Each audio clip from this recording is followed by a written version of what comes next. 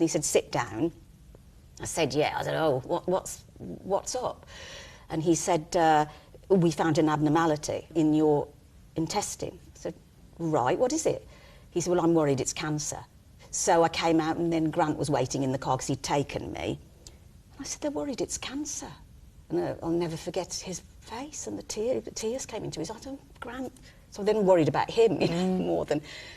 But what was the effect on you? Shock. First of all, shock.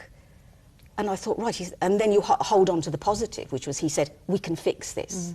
And how are you now? I'm really well. As far as I know, touching wood. I've just had a scan on Monday, and I know that that's clear. So could The Secret Garden be your last film? It's possible, yeah.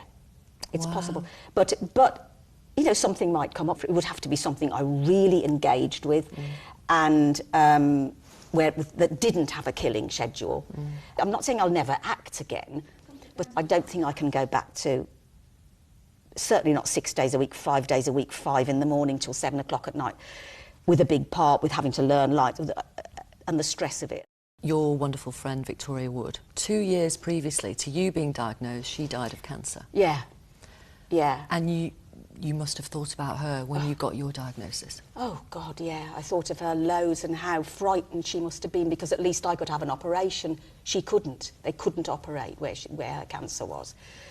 And so I did think about that. But the other thing I thought was, God, the last time I saw her was in the hospital, sitting by the bed, and also I saw her at home and everything before that. And I thought, I had it at the same time, yeah. I think it might have given her a bit of hope. Do you know what? Because I think sometimes it's like talking to you, because you've suffered as well. We're both survivors, not sufferers. Yeah. I think it's comforting. Yeah. You talked about you weren't ready to tell people in the early stages, but has it been a secret? No. Right. No. I mean, it has in terms of the press. No, I told you. But generally, in terms of the press, no, I wouldn't go. I hadn't made any announcement, and my agent had said, we're not going to tell anyone. That's up to you. We have said you've had a ruptured hernia, because I didn't want to go to the Mamma Mia premiere. I'd just come out of, you know, it's about a few weeks later, you know, and I just thought, oh God, no, I'm going to have to lie to everyone. Yes, I had a hernia. I've had cancer. So I didn't. So that was put about.